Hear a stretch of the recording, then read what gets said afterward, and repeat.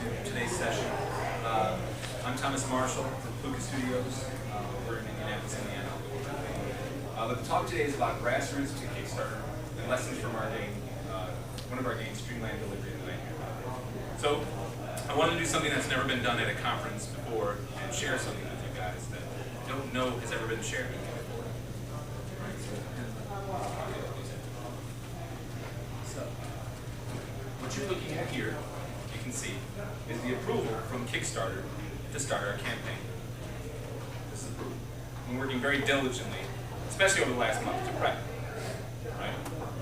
And so what happens is you submit it to them and then you cross your fingers and hope that you haven't said the wrong things and they approve it to you, that they approve it. So they have, as of an hour and a half ago. They said, okay, so I'm going to share hitting the launch button with you guys. We're looking for clouds? Yes. So I know it's exciting. Hit a button. Ready to launch? Okay, so it's going to talk about that. That'd be epic. All right. We're going to assume that everything's wonderful. Remember?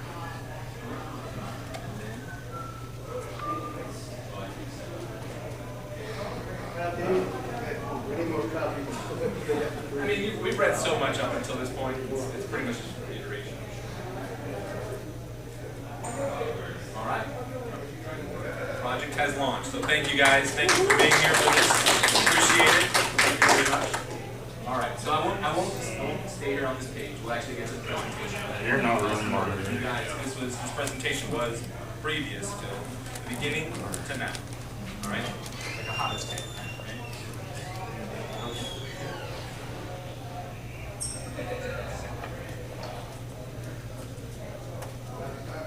So, who am I? Thomas Marshall. I've been a game designer since I was 11 years old. How I started was, my brothers were playing D&D in the basement. I had spent a long night playing Sonic the Hedgehog, and I went down and tried to play D&D. They were all about between 3 to 5 years older than me, so I didn't understand what was going on. I said, hey, can I play this with my friends? And my brother was like, no. So I wrote my own role-playing game. So that's how I began as a game designer. I have a Bachelor's of Science in Animation from Purdue.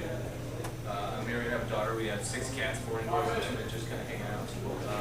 Worked on games for 2 other independent studios, Bloomcorn and Untitled Studios. I'm a project manager, program manager for the Bachelors. I'm furloughed right now because of what's going on. And I'm IGDA chair for Indianapolis. And we get some food. For our company, I'm a designer, an artist, an animator, and writer. So what are we? We're an independent video game studio. What do I do? We were founded in January 2012 by myself. Kristen Overmeyer, who worked for Spooky Cool Labs out of Chicago, and another company that I can't remember off the top of my head. And Eva Dennis, who was here. She lives in Alabama. She does artwork for the University in Birmingham. We currently sit at 23 active members on our team. So for an indie studios, I think that's medium-sized to large. I think it's starting to bridge the gap of large. I'm not sure. And we're an LLC. Okay, liability. All right. So why would I start an independent company? Right? Because I hate free time. It's like, man, it's just watch TV after work and can enjoy myself and enjoy my family. Who wants that nonsense, right?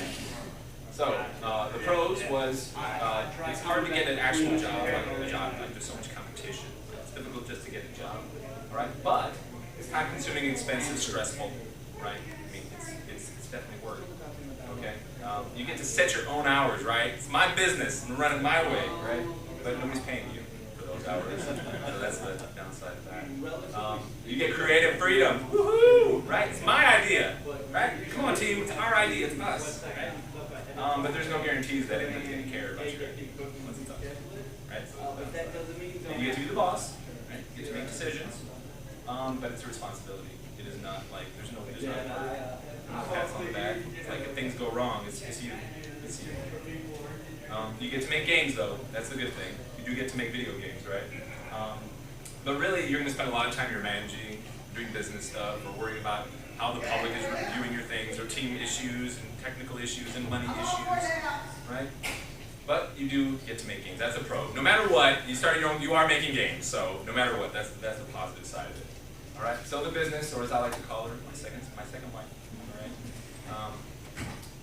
So before I started Puca Studios, obviously, I don't know where all of you guys are at different levels, right? So I just kind of, so I did the research, okay? And once I did the research, I said, okay, well, I need a plan that takes all my research and organizes it in some sort of functional way that's usable. And in case everything goes topside up, you know, we have an escape plan, right? And then I made sure that I was legally formed through Secretary of State. They're the ones that keeps records of the business. And I made sure that I wasn't infringing on any trademarks, and that I owned all the domains, right? Those are kind of the big three, right? You're legal, you know, you have the domains, and then you're not infringing on anyone else's trademarks or copyrights. Okay? And for a lawyer, I needed them to make sure that I was solid with the Secretary of State or IRS. You really don't need one. You really don't need one. If you just research and take your time, you don't need much of either of those things. Now I do it by myself. I started doing it. Okay?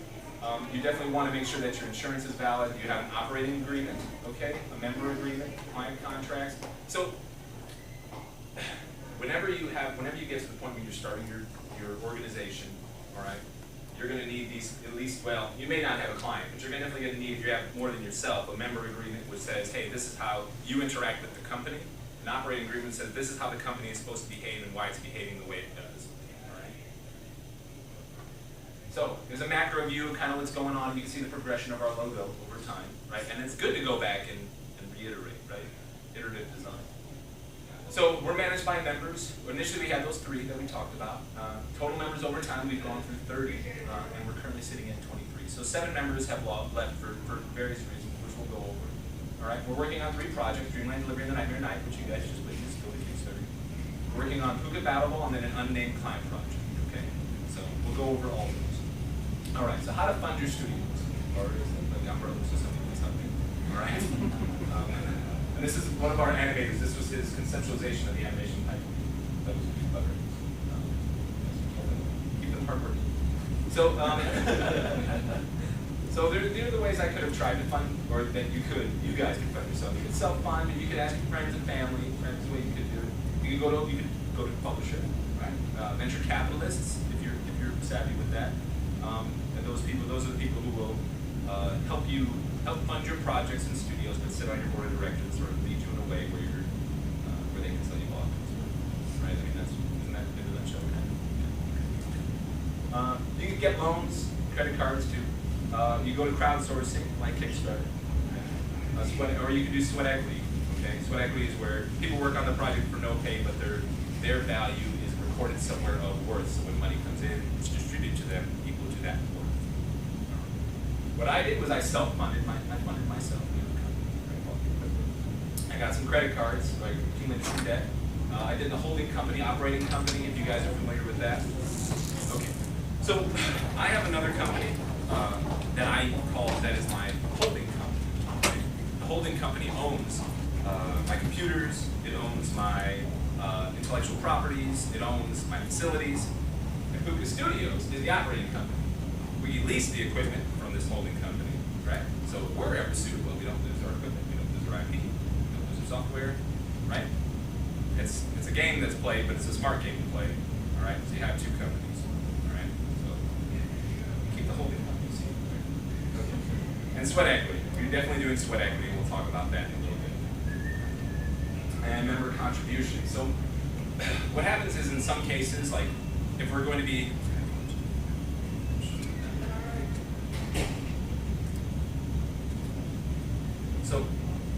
what happens is if we want to go to an event, like we want to go to a conference or something like that, and we all decide on it, then members pay a percentage of their ownership into the company to send us to there to have a whatever.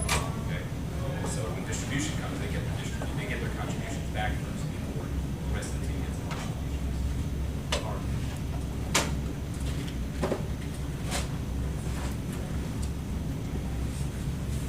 All right. So. You should pay to see what badge which owns Caesar. So no matter what, you're going to have a facility overhead. All right, you're going to need furniture, software. Unless your people are working telecommute, then it's kind of different. You can work it differently. Okay. But this is what I needed. I definitely needed furniture, software, hardware, people, and workarounds was I converted my basement. Right. I mean, really wasn't using it for anything. Our home furniture that we had accumulated over time, my wife and I. We went open source as much as we could. Blender, I love Blender to death. I think Blender does everything Maya does. It doesn't crash on me nearly as much. So I'm extremely happy about that. I paid $3,000 or whatever for it. I love you Autodesk guys. And sweat equity, right? That was the way that we all said, look, we're all working for nothing. We understand this, right? But we made sure to record it in our member agreements and our operating agreements. It's recorded, so there's never any weird question of suddenly, I think I'm worth more, right? No, we annotated it. We all agreed to it. No zoning issues with the basement? No, I called. In fact, I thought I would need an egress window, and they said no. I'm like, oh, okay. Okay, I thought, you know, if there's a fire, like, it's Indiana. It's no kind of issue. So, no, there was no issue. The guy before me had run a dental office, or we built dentures. Yeah, Indiana's just different. Places only care if it's actually like selling items and stuff. Oh, retail. Yeah, yeah. And that would be dangerous. Why would you want people coming into your home all the time like that? Strangers, that'd be kind of, yeah. That's it, I guess it's a personal thing. So what I'm glad I didn't do, I'm glad I didn't quit my job even though I'm furloughed now. So I guess it's equivalent. I'm a full-time game dev because I'm furloughed, so that's good. I'm glad I never acted like a big shot, like, oh, I'm the big shot, right? And junior people, right? I'm glad I didn't promise the world to the team or the community. Okay, I wasn't like, yeah, we're gonna be the biggest company in the whole, like, you know, I didn't make me fall, like, we're gonna work hard, we're gonna make the games the funnest we can, try to get to the best product. Okay? And I didn't sell everything I owned to fund the studio. Sometimes people go all in like that, and I would be scared. I'm married, I have a place, you guys know my child, right? So that'd be irresponsible and foolish, because there's no guarantees. It's sales, no matter what, at the end of the day, it's sales, right? Never guarantees. And then I didn't forget that my team's non-paid time is precious, and I'm grateful for the hard work. They don't get that time back. The time they spend with me, they don't get that back. It's spent with me, right? They can't go back and relive the night like Braid, right? Can't hit that button, right? So it's special, and I always remember that. I always keep that in my mind, like, you know, they're sacrificing their time. It's valuable. So building a mid-sized indie team is one of our artists working diligently, and that's where, you know, we say, hey, you can go. So the decision to grow. At first, there were just 3 of us, myself, a programmer, and then our concept artist. All right, and we worked really well together. Like, we were good. Actually, we were kind of like, oh, we can do this, right? It's 3 of us, not a big deal. We decided to make the game for the company something that was outside of the scope of our abilities. We recognized that.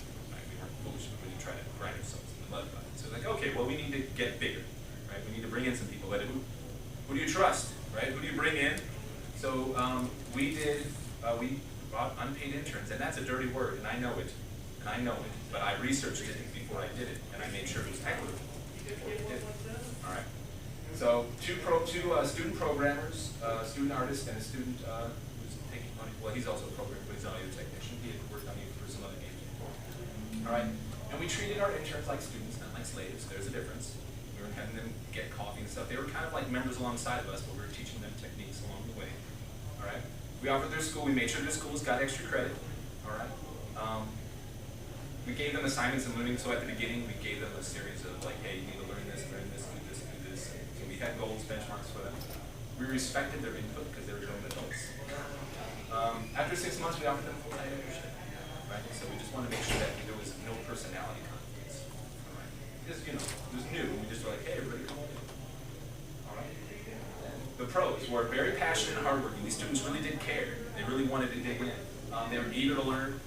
They took direction really well. The downside, all right, it was time intensive on the rest of us to like, so we pulled away from production mode into sort of training mode, right? So there was a trade-off there, all right? Schoolwork was always a priority. That was something I had to learn. Like when they're like, hey, I have homework, I'm like, yeah, that's right, you're a student, aren't you? Right. And you have to ensure that you're in federal compliance. This isn't a con, this is just a fact. So make sure you research if you go on this route, right? And a lot of times it's a dirty word. It is. People treat it like it's a dirty word. It doesn't always have to be a dirty word. Not if it's equitable to everyone involved, right? Okay. So then we said, okay, we've got a little team, we're working together, let's try this first project, Puca Battle Ball, all right? And so Puca Battle Ball is sort of like a funny take on Mario Tennis, sort of like a funny and dangerous version of Mario Tennis. How about that? We'll say that. Okay. So we want it to be a starter project. We got these kids, they haven't really made games before, so let's make it real simple, small scope, just one goblin, a battle ball, which is the thing they knock at each other, and then a level, right? Keep it easy. And what we learned is that small teams can focus on small scope projects. They can. If it's small, and the team's small, it's easy to focus on it, right? The design, although it was organic, in other words, like I said, we respected their opinions. We asked them, what do you think about this? And they gave their feedback, and we went back and forth. It wasn't slow, you know, because the scope was slow. It wasn't slow. And the students, and again, that was my lesson, really. So it was right, okay? And the deployment platform should be something that's best for the game. That was something I learned at one of the conferences at the IGDA Summit. I wasn't sure, like, hey, what platform should I put this on? And some producer finally knocks, he's like, well, hey, dummy, what does it play best with? I'm like, with a controller. He's like, well, put on something with a controller. I'm like, oh, yeah, pretty smart. So was this just me working on this? No, it was the whole team. Okay, the way you, okay. Sorry. All right, so then we decided to grow again. And this was less of a decision as of something that just happened. You know, members, you know, so our team was large now. They're like, oh, I got this friend, I got this guy, I know this person, and they want to make games, right? So I'm like, oh, let's talk to them, let's see what happens, all right? But at this point, we were moving into production, so we didn't have time to sit around and train everybody, right? So it was like, okay, well, they can be on the team, but they need to be members, not just interns, okay? And growth comes at a price. So our team grew by about 9 people, all right? Pretty quickly, we more than doubled. And the pros were the creativity blew up. I mean, there's so much, the more, if it's just you working on a game, you're this creative, right? And for every person, there's a bubble of creativity. The more people, that's that many more bubbles, all right? So it was huge, crazy amount of creativity. So creativity bloomed. We had more, because of the different amount of talents and backgrounds of everyone, we had more access to tools that we didn't know we could use, which was great, right? We didn't have to hold hands with people at work because, like, you're a member, you're grown up, act like a grown up, learn what you don't know, okay? The quality of work improved, and the reason is because they learned from one another, and their energy fed on one another. Them seeing the great work of each other, like, fed each other. Just, wow, they got excited about each other's work and tried harder. The cons. They had to be brought up to speed at different times. So for me, a lot of the weeks felt like Groundhog Day. Like, they come to studio, I'm like, all right, let's go over the game design document. The next studio, all right, let's go over the game design. Like, every day is like I'm rehashing the same things to people, okay? I could, at this point, my studio can comfortably fit between 7 to 9 people, and at this many people, I couldn't fit everybody in the studio. So I had to start pushing them to different nights, okay? And the game design time extended exponentially. And the reason was because there were so many good ideas every night. So we add them to the game design document. It was hard to keep that communication. Like, it was a struggle, and it was a failure at a lot of times. I'll be honest, it was, to keep everybody up to date on what was going on with the game design. So there'll be more to come. But so what does it mean? We have 3 types. We have voting, non-voting, and we have interns. Those are 3 types. We no longer have interns, but that's why it's interns. But so again, it's sweat equity based on percentage of ownership of the share, which means that for the indie games that we create, games we create ourselves, not clients, right? They're distributed. Whatever money we make is distributed to them based on their shares in the company. All right. Contract work we treat differently. You have to, because it's for clients, right? It's for people who. So the company the company itself is going to receive an operational call, like an operational chunk itself, right? And then members are going to be put on hourly time based on their need. We don't always need the web designer for certain projects, right? We don't always need them. It just depends. You don't always need a 3D artist for every project. Okay. So making this work properly for your companies is no secret. It's not a secret at all, right? All you have to do is be honest and open with everybody and make sure there's pure visibility of who has what, right? This way there's no secrets. You don't have to. If you feel ashamed to show them something, then probably you're doing something wrong. That'd be my take on it. But you know, I'm different. All right. So Puca Battle Ball, we're no longer a demo. Now we're a game, right? Because we have there's so much creativity. It's a game now, right? So at the end we'll have 14 playable characters, 21 unique battle balls, 28 unique arenas, right? Huge scope. So we're working on this, right? We're working on this development. And then now we have a team of over 15 people. And the positive things are we have diversity. You know, sometimes they're acting more professional because they're together. Natural team leaders emerge, and when they did emerge and they showed that they were like really responsible, we made them leads. We made them voting members over time. Okay, and it gave them an ownership over the product. The issues were sometimes the more people you have, the more personality conflicts are going to arise. All right. The students again, sometimes like we'd be like, all right, well we really have to work on this now, and it was their finals time, so what it was a failure to recognize those periods of time themselves as well, of when they would not be available to work on the project. Okay. Freelance, obviously, anybody on the team, they need that freelance money. That's part of their income, right? So that's definitely a priority, okay? But that was something that we didn't account for. Incentives, not paying them, in other words, keeping them motivated even though there is no pay at the moment, right? That's definitely an issue that we had to deal with. And they're outside jobs, all of us have outside jobs, it's an indie company, right? And limited studio space and equipment. So keeping things organized throughout a week with like a new team every night. That's pretty much what it is, right? So working on projects, our alternate, why do we suck at communicating? Right, these are some guys that I found them all. No, I'm kidding, no, this is some of my team members. All right, so the tools of the trade. So for production, I won't read through all these, but I think I can give a list. Can I give a list or something for this speech? Can I somehow share information? I don't know. Yeah, that would be great. Yeah? Yeah. Okay, cool. So I'll make sure that these get shared with you, so I don't want to spend a lot of time with it because there's a lot to go over. But there's a lot of tools here that that we use. Like I said, we try to go open source as we can, but sometimes I had to break the bank and pay for Adobe Suite because it's a great tool set. So, all right. Now, come January, Ouya had this great idea to do a game jam, right? And we were an early backer of the Ouya, so we were able to participate in the game jam. We came up with this idea based on one of the members. It was a rhythm game where the character would jump from cloud to cloud based on rhythm, and you had to time it. Okay, and so that was it was a demo. It was a short scope. You had 10 days to knock this thing out, right? So we did. It was awesome. Everybody was really well synced. It was such a small scope, small time frame. Even with many people, it worked out really well. So we got that knocked out. The gameplay didn't work necessarily as intended. The game features, as intended, but we did get it pushed to them in time. And so that was nice. That was a nice way to start 2013. Okay. And then we sat back and we said, should this be a real game? Should we do this? Can this be a real game? And we came up with the idea of Dreamland Delivery Nightmare. Here's the original logo. I like showing you guys progression because I think it's okay to say, look, where we ended is not where we started. We had this really cutesy kitty, and everybody kept saying, that's for little kids, right? I'm like, no. It's like, as a team, make it more adult. I mean, not too adult. Like, that's okay. So this is the final logo we ended with. All right, so we had Dreamland Delivery and the Nightmare Night. All right, so the scope, obviously the scope increased other than our little game jam game, and it's an auto-running platformer now. 8 playable characters with unique abilities from 3 established IPs.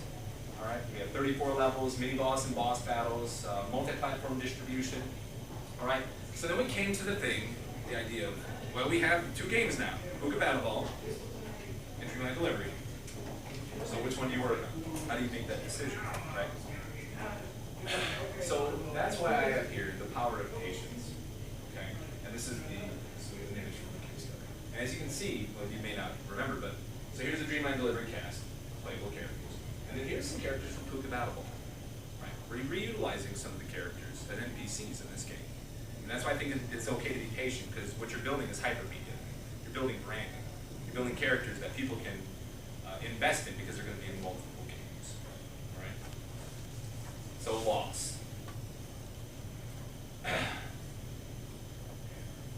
After we create Game Jam, certain members kind of stopped being around, stopped, having interest in the game. It's sort of you asking for things, they're like, yeah, and then they didn't, right? And what happened was some of them had felt like they accomplished something. They're like, hey man, I made a game we did this game jam, and I made one for a video game. They're kind of like, I did it, I'm done. Tell me you guys, that's really kind of what happens. Some of them had other things going on. Some of them had vast life changes. Some of them, I had one, she's amazing, such a tremendous artist, and she wanted to do charity work. And I'm like, well, I don't want to stop that. And then there were other them that were like, they were working on other passion projects. And like, you could tell there was a conflict. I'm like, just do the thing you love to do. You know what I mean? Like, I don't want to hold you back. Just, don't feel like you owe us, So we had a loss. We did lose some personnel.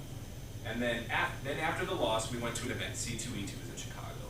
Okay, we brought our demo of the new Dreamland Delivery. It was a cool demo level. It was an amazing event. We had great customer feedback. And then we realized that, hey, there's some things technically we can do better when we were watching people play and like as our programmer was trying to fix the little bugs that we found and stuff, right? The downside, though, is that morale had dropped. When we had lost those people, like, you can tell that people were like, oh, man, what's going on with the team, right? And then switching, I had to switch people around to do different functions that they weren't used to, and that was, in some cases, it was okay. Some people can manage, some people it was a failure. Some people were really good at some things, and I learned, well, I just need to keep them on those things they're really good at, because they're happy doing them, and I get a great product, right? So, and experimentation for these new technical specs. It took us a lot longer than we expected, trying to overcome those technical hurdles. All right? And the studio was no longer an adequate place to work for over long periods of time, because my family, obviously, it became an issue for me, mostly, because my family's right upstairs, and now we're stretching on a year and a half, okay?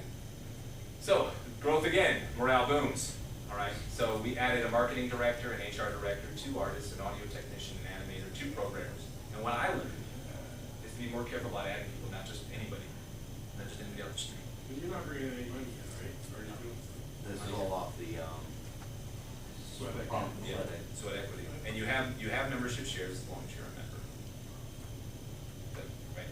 So the people who left gave it up, or do they? The people who left, they gave it up. No, they left. They keep it up. They gave it up. And the stuff, most likely, in the case of this, the stuff that they gave us that is not going in the final game.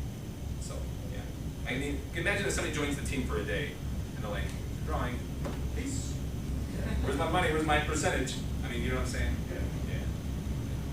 So we were more careful about who we asked, really trying to find kind of more professional. Getting them up to date immediately. As soon as they're on the team, get them up to date, boom. All right, integrate them into the team as quickly as we can.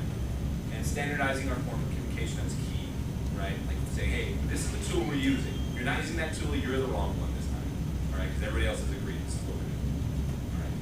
And then we encourage our leads to stay in closer communication with their team, with their team members, right? Because it's hard, because they have day jobs, right? And so sometimes they're like, well, my team knows what's going on, right? Like, no, bug them anyways, poke them anyways. It's okay, that's your job. They shouldn't be mad if you're nagging them. It's your job to nag them, right? And then we had a month-long, and this has started, we had a month-long jam to Kickstarter, or as I like to say, they need to hold on, I'm working. And so this is me, many sleepless nights, 20 pounds heavier, and having just been placed on furlough. Like, yes, I did it, we need a game, we need a game now, right? So, this is the results. We were able to generate a nice vertical slice of the game, 5 levels, right? To incorporate major themes and a boss battle, right? So we're like, okay, we got a vertical slice. I think we're okay to go to Kickstarter. And then, well, that was, I mean, this ended yesterday after the season signed. And then there's today, right? And then you guys saw earlier, I just approved Kickstarter in front of you. So this is where we are. This is where we stand. All right. So let's talk a little bit about marketing, how we treat things. All right. So what we do right, I think, is we're good. We're okay with Twitter and Facebook and our website. It's not like amazing, but it's good enough. Communicates. It does point to communicate. We do press interviews. I think that's important to make sure that if the press wants your information, give it to them. All right. We do events. Okay. And then I'm the chair of the IGDA, and so we will be doing an event, obviously, to promote our demos. Okay. I think that's okay as long as we're like, hey, we teach them about what we do. What we can do better. We can be more active about, hey, here's our work in progress photos. It's something we've always been. And I don't know if it's because artists are always like, no, it's not that. Like it's okay. It's all right to be like, hey, like it's a concept. We definitely need to be more active with our local news and more focused testing events. We have access to it. Our marketing director manages an arcade at the mall, at our central mall, and like there's tons of opportunities to get play testers. And like we should just do that once a week. Let's just get there and hey, check that out. Give me feedback, give me credits on the game, and buy pizza. What the heck, technical. So, all right, monetizing. All right, that's me. You can tell by my. So, types of deployment. Now, all of you have different considerations, and remember, I think the key thing is what that producer told me at the IGDA Summit was, what does it play best? Right. Now, if you have some kind of monetizing strategy, that's fine. You may have to change your game design to meet the requirements of the hardware. Okay. But my considerations are stability of the new market, like Ouya. Like, hey, are there any people bought Ouya yet? How many people have Ouyas? I need that information from like, hey, team, we're going to dedicate ourselves to just this platform. Number of demographic people, cost of the dev kits, marketing costs, third-party support, race to the bottom, right? Hey man, Angry Birds did great. Everybody's gonna do an Angry Birds game.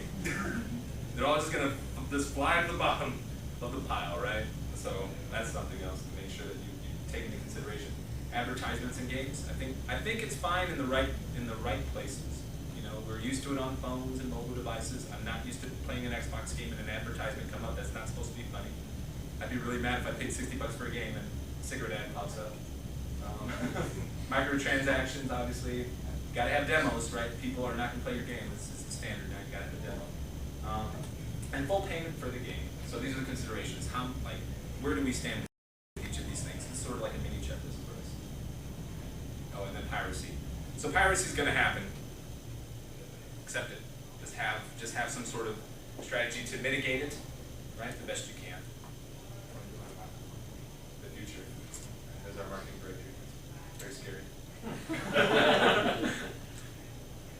So obviously, we're doing events, Shy Tag, C22 Chicago. We did Gen Cons, now SiegeCon. And then over the next month, since Kickstarter's going on, I'll be going obviously Indiana, Wisconsin, St. Louis, maybe Ohio and Chicago. I haven't heard back yet. Now, this is important. I said I'm at the end, so I'm going to get through this really quickly, okay? But this is important, and it is important. Both of these things are very important. This is a picture of my daughter and cat, right? This is a picture of my student. All right. On one path, I have a family. I have responsibilities at home to my family. My family needs to spend quality time with me. My wife spends too much of her time in single mother mode because I have a full-time day job and I work at night, right? My daughter got used to saying, "Daddy, you have to go to work downstairs, right? You got to go," like before me even saying anything. Without my family, the company has no meaning whatsoever. It doesn't. You know, it's my life, right? Same path. My game company is not my full-time job, so it becomes my family.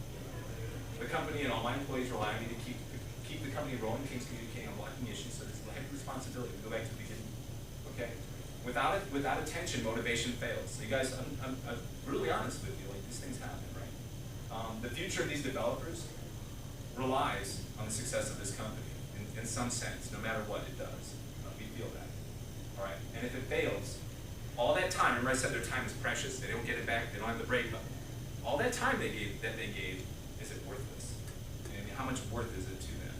So if you're running a company, please keep both of these things in mind. I don't have an answer. There's no solution of balancing these two things.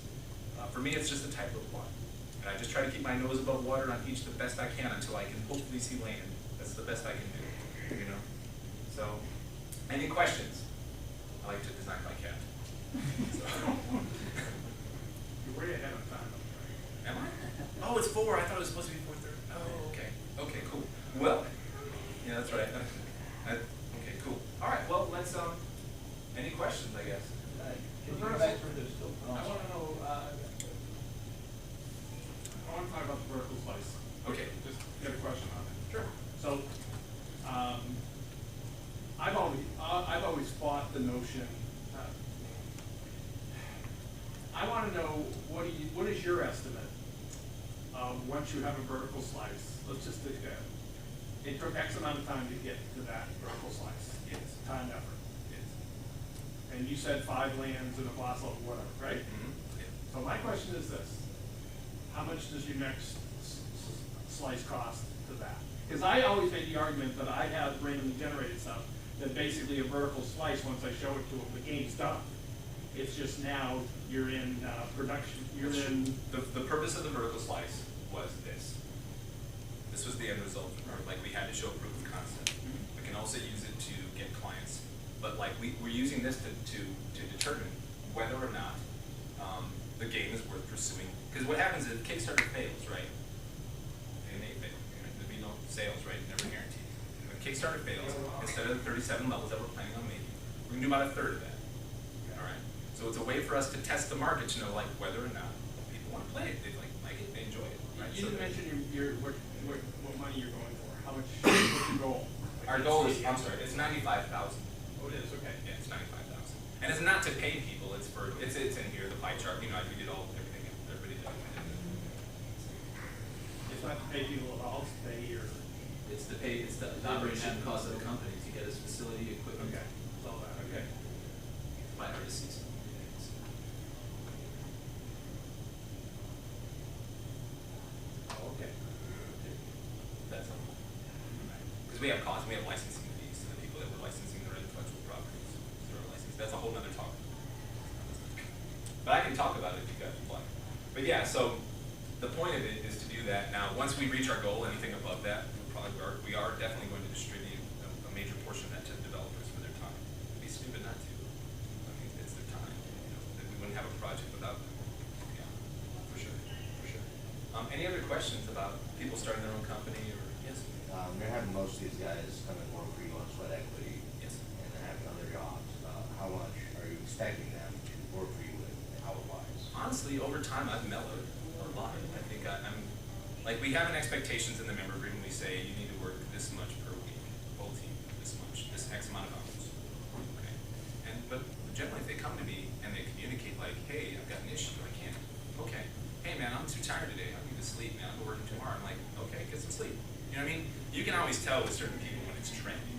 You know what I mean? When you can tell they're not, and it's not fair to the rest of the team to give them an equal share over time when they don't do anything over long periods of time, you know, because that will kill morale. Like, hey man, this is communism now. This person's getting everything, like the same amount as everybody else, and he's not doing nothing. So do they punch clocks, or is this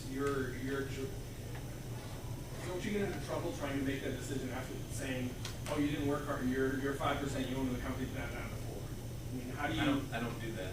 Oh, well, I realize, I didn't think you did, but I'm curious of your mechanism for deciding somebody is not living up to their member agreement, and therefore it has to be amended, and what happens when push comes to shove. So it doesn't become amended if somebody can't maintain, like you can. There's a difference between somebody having a rough spot in life versus somebody really not giving a shit. Right? There's a huge difference. So if somebody doesn't care, right, we talk to them, we try to get them back on track, and if they can't, then it's time for them to. And in every case, they've been honest enough to themselves, man enough, or I should say, adult enough to say, this isn't for me. Like, you know what I mean? So they just they walk away, they don't even get a piece for anything, the sweat equity they already did. Somebody can work for you a year and a half, walk away, and get nothing. What you're telling me? No, I'm not saying that. I'm saying that it depends on if they did work a year and a half, or if they sat there for a year and a half and did nothing. Like, you know what I'm saying? You're right. Like, we should sit down after this and talk, because don't think of it as the extreme case of you didn't work a day, you're fired, you're not getting it. It's not like that. I don't right, think I'm just trying to, I realize it's not that extreme. I'm trying to get a handle on maybe one of your worst case scenarios is a share or something. So the worst case scenario is I had a really great game designer, who's really talented, and he could pump out levels real quick, real quick. And then what happened was, after a few months, he'd come to studio, he just sort of would jaw jack with everybody and not work, and not work, and not work. And so eventually he's like, Tom, I think I'm just gonna run my martial arts company. And I'm like, okay, run your martial arts company, that's cool. And so I said, I'm not gonna use any of your level designs. And that's how we worked it out. So he didn't create any concepts that were actually used for those level designs? I don't use them. When they leave, I don't use them. It's the only way I can do it. Yeah, this is a tough call. I mean, it is a tough call, but it has to be, like I said, they're still going to get their name on the credits, no matter what. They get their name there. So if anything, they get that. Okay. But I can't, if somebody's there a day and does a drawing, they're like, oh my God, it's amazing, we have to use this, and everybody else works 2 years, like, where is the fairness in that?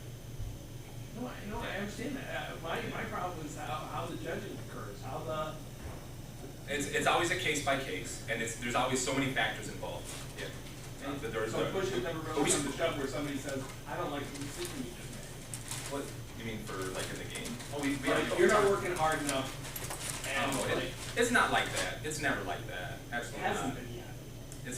It's not. No, and now we know better than to look for people where it would be an issue, I think. Where that would become an issue. But we should talk after this, so it's not like, we should definitely talk, but I can tell you each case, but yes. This change tack a little bit. The team you've built all came from word of mouth from the original team members? Yeah, well, some of them, yeah. I mean, we have the IGDA, so I meet people there. We have SIGGRAPH communities, we meet people there. We have programming communities, meet them there. So it's people who generally they want to do games, but there aren't enough outlets, enough paid outlets, and so they want to spend their time working on games as part of a team. Yeah. You mentioned you use open source a lot. Yes. Do you contribute back to those projects at all? In what respect? I mean, they're open source. Like so Blender, they, you mean like Blender, like Pagan? like Yes, I do. I buy their videos. Like, buy yeah, the videos, so yeah. I buy their videos. But you're not. I don't. Like a coder helping out. Maybe Well, I think sometimes. Well, he wasn't our team, but like I know some of the coders in Indianapolis do like up during like the during Google Code. they'll help Blender and stuff, but I personally have not. No, I taught Blender a few times at the university for free, like on the weekends, just to get more people to use it. But no, I haven't like put into the project at all. Yes, sir. Have you ever bought content or the rights to the content to someone who's like, or some work that they've done? Have you ever done stuff like that? Yes, Okay. once. It was for a bit. It was for a Christmas. They had done this Christmas image of our tortoise character, and I loved it. So I paid them outright for that. Because sometimes there is some beautiful things up there. Like, yeah. Any other questions? That it took an amount of time after you submitted your Kickstarter for them to accept it? Yeah, it took about less than 24 hours. Less than 24? Yeah, because I was concerned I wouldn't be able to share that with you guys. And then, like I said, I just got my email an hour and a half ago. Yeah. And also be careful of what bit rate you upload to that, because the original one, we had to, oh gosh, I tried to upload it 20 times, I think, before it finally took. And the guy who produced the video, he kept having to make smaller versions of it to upload. How many hours do you estimate your Kickstarter campaign took you? Me? No, the company. Oh. I don't know. I don't know. I'll be honest, because like as soon as I knew that we were doing this, like for certain, for the last month, I spent my days at work and my nights doing that. And so, I mean, I worked every day, I don't know, every night. Through the nights, every night. I honestly hadn't had time to do an estimate. We don't have any on the team who's set down to do estimates of it. So, but everybody pulled their weight. Everybody seemed excited about it, like this is a step forward for the company. Just for sure about that out there. So next week they're gonna relax. Yeah, they probably will. And they're like, we're done. Like, we're coming. No. But no, you know how it is. Anytime there's a major event, they do need a rest period. So I'm going to give them some time, obviously, be with their families and stuff. Yeah. Oh, sir. Do you think that you'll ever revisit like internships and stuff like that? Yes, I do. But what I learned is when there was never a good time after we started bringing on additional members to do so, because it does require an exorbitant amount of time. So getting those other people integrated into the project, like once the team that we have now minus 4 people have been there for a while. I think in about 6 months, once we're really at our norming period, that we should be able to take on additional interns. You know what I mean? And I would love to do paid interns, I just can't, right? But I just have to make sure it's equitable for them. They get their name on credits, they get their school credits, you know what I mean? So, yeah. It's always important. Things have to be equitable. I did an internship after the Army for, you guys ever heard of Quentin Tarantino? Right? His first agent. I worked for his first agent for 6 weeks for nothing. And it was okay. I was living in Oceanside, California, and she was in North Hollywood, I think, or West Hollywood, it was one of the Hollywoods. And so she would send me screenplays, and I couldn't afford a printer ring, so I just read the screenplays, and I do little treatments for her, and I send them back. For 6 weeks, it was okay. And then she was like, well, okay, now spend the weekend here and work. And that was a game jam of 3 days of no sleeping, cleaning floors, cleaning walls, doing her housework, slave work, pretty much, you know what I mean? And so that's where I learned that interns deserve better respect than that. And I knew it wasn't for me. She sent me out the second day after no sleep to get some little phone jacky thing, I don't even know. So I rushed to the Radio Shack, and I was in such a rush, I bumped this car parking in this van in front of me. I saw some legs sticking out the side of the van, and this woman popped her head up, and I got up, jumped out of the car, and said, is there a baby in there? And she said, yes. She's like, it's okay. And that's when I was like, I'm done. Like, if the movie industry has me this frazzled, forget it. I'm not doing it. It's not worth anyone's life. You know what I mean? This industry is not worth, no industry is worth anybody's life. Okay, yes. And you mentioned you had a month from when you decided to do the Kickstarter until this campaign was up and running. oh no, so what happened was we were in normal development, like kind of like the development of, okay, let's do our 5 Kickstarter levels, let's do the levels that we're gonna produce as a demo for Kickstarter. And then my marketing director came back and said, well, there's an event at the beginning of October that starts tomorrow, or the Girl Scouts. There could be 3,000 Girl Scouts in this. Oh, what do you guys think? And everybody's like, yeah, let's just go for it. So the whole team decided, like, all right, let's try to get this thing ready in time. So it enforced a higher production of work on everybody. And I think the fact that they knew that I wasn't sleeping every day, I think that motivated them. So yeah, but you know, we did it. You know, and I don't know, I'm really proud of the team. So yeah. Any other questions about anything? It doesn't have to be this. It could be anything. If you have your own company questions. What did you do before this? What did the day job you said was for the? I'm a program manager for the Army. A program manager. Okay. So you've been managing people for quite a while. Yeah, it's different for the Army. The program that I manage, but yeah, it's different. You can't treat it the way I do. Like here, you know, you have to. There's a lot of back and forth. But the Army is like, look, these federal requirements. These are due. You know, you have to be like super nag. You know, yeah. Right, but you had enough experience dealing with people, is my point, that you thought you could pull this off. If anything, it was the reason I started the company was I run a company called Untitled Studios, and we did two indie games for the Children's Museum of Indianapolis for National Geographic exhibit. And so we did these little small scope games, and they were good. And then a company in Canada got the same name as us, and I tried to contact them. I was like, hey, they're a video game company. I said, hey, and they just, you know, they ignored me. So I was like, okay, I'll change my name. And as I'm working on a new project, like trying to come up with a new idea, I had a friend from that I met at GDC Online who worked for a Korean localization company. He's like, hey, whatever project you do, like he was cool. He's like, I'll put it in front of our CEOs. I'm like, oh, okay. And so I called these people who I trusted, Eva and Chris, and I was like, hey, this is an opportunity. You want to work on games? And that's how it started. That's the truth of it. I want to be extremely honest whenever we do these talks. That's why we had cut the videos. No, just kidding. When you have your small team and generally your close friends or your close knit, that's one thing. But when you start expanding to potentially reaching out to people you didn't previously know, it's a pretty huge responsibility to take on to yourself. And at what point did you feel comfortable in your own process to say, now I'm ready to start taking up people's livelihoods into my own hands and sort of shoulder that? You don't, every day you just feel that. There's no like point where you're just, every day you feel it. There's no like mathematical calculation of a business plan that like. Every day you just feel it. Every day it just sits on your shoulders, no matter what. I will say one thing, if you are starting a company, one thing that I did right. When I was younger, I worked on screenplays and things like that, and they were my baby projects, okay?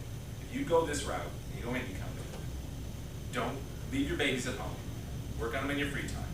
Let the company come up with an idea, let them have ownership, because if not, you'll end up ruining the project because it's your idea. And you won't let all those creative bubbles into the mix. You won't let all that creative air. So definitely make sure that everybody has an opportunity to speak their mind. And look, no matter what, when you bring people late in the game, you have to say, look, there's some things you may not agree with, okay, no matter what you do, just try to put your own thumbprint on it.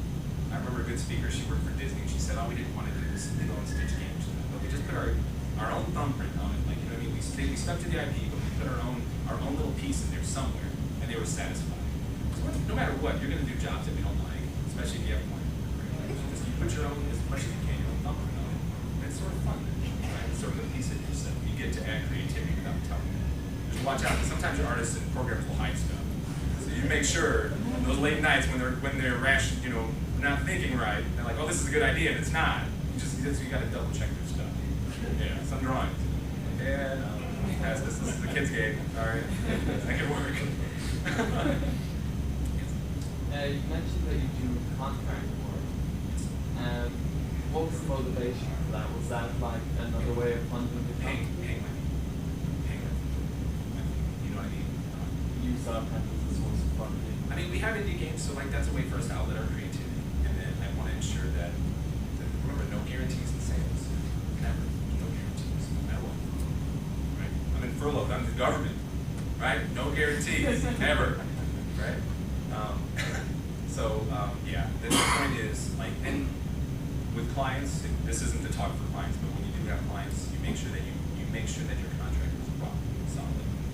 And when they come back with changes, you make sure that those changes aren't completely to their benefit. I mean, if you're new to the game, then you may end up doing some things you're not happy with.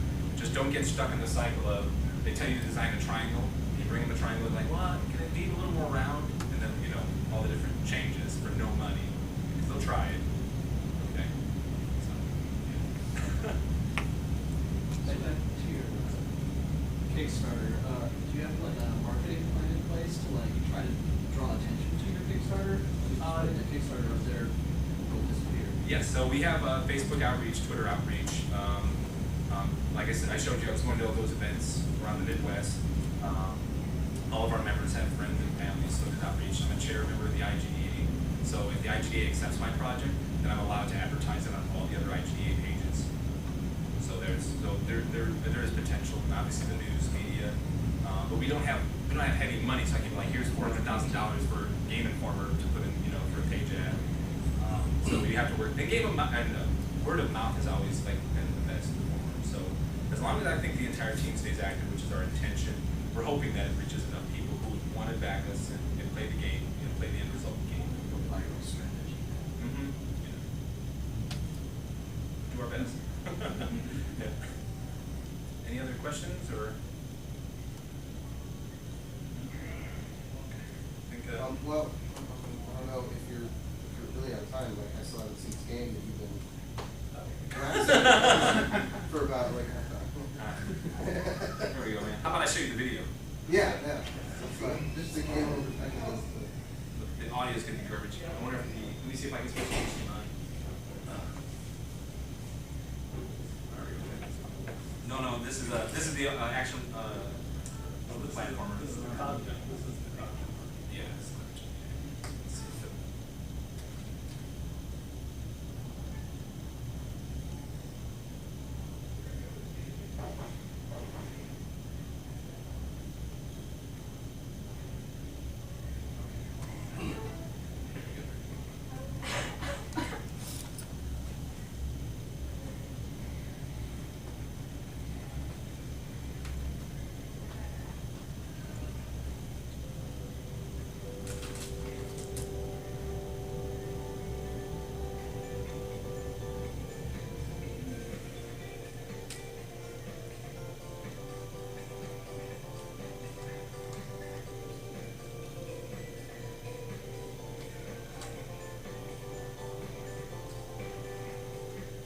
Hi everybody, my name is Thomas Marshall, and it is an honor, my pleasure, and a dream come true to welcome you to our Kickstarter for Dreamland Delivery and a Nightmare Night from Puca Studios.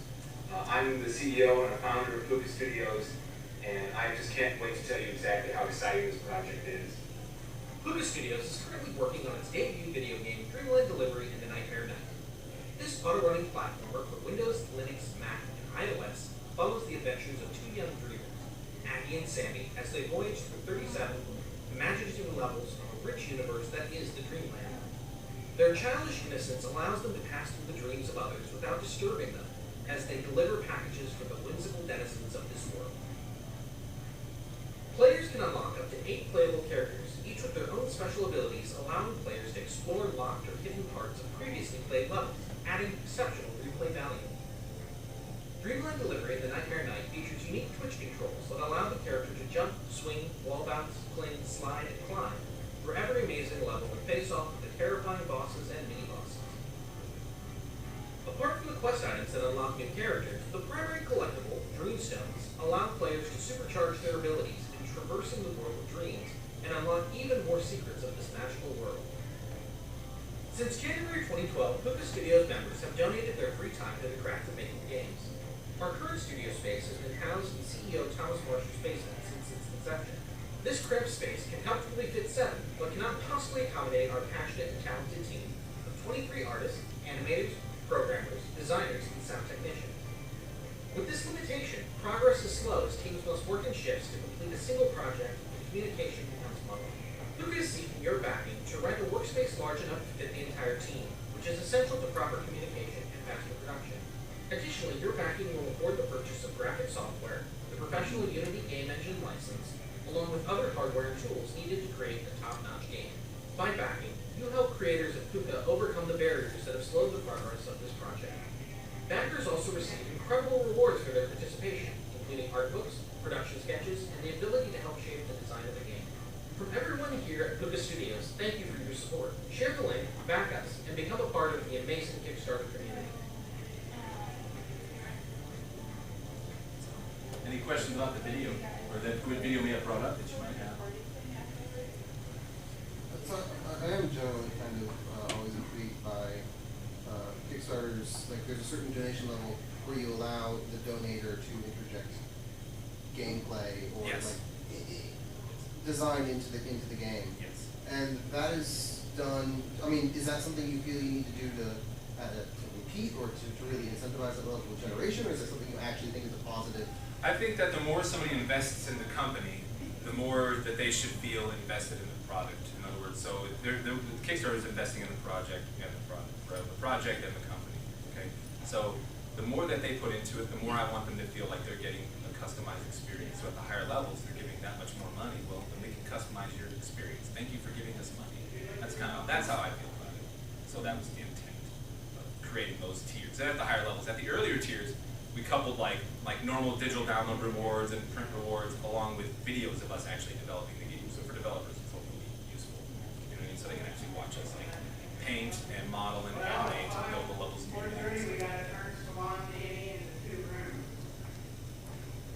I know it's tough. Whenever you guys do it, you get your weird, like it's how you always get to this like, what is a worth, right? What will people determine as a worth? And then in the end, success or failure will determine, like, it'll help teach us whether or not those are the right answers. You know? And sometimes it's bad timing.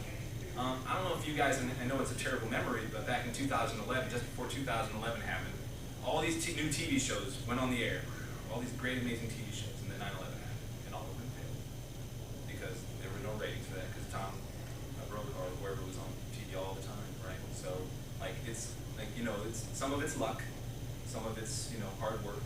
Hopefully it's marketing too, so it's part of it. Yeah, and I'm free. I'm going to be here all weekend. So if you guys have questions, you want to sit down, and I definitely want to talk to you because I know if it seems like I'm doing what I can to screw people over, it's not. The intent is definitely. I hope I didn't come across that way. I mean, I was just curious what happens. Some people can be unreasonable, and you seem to be glossing over that. I wanted to know more about the mechanism of what happens when push comes to shove. That's all. Thankfully we have not received that. Yeah. We haven't received that sort of, you know what I mean? The person who wants to bully. We had, we're not recording anymore, right? We're recording? You want me to stop it? Yeah, stop it so I can talk. So, I mean, we did have,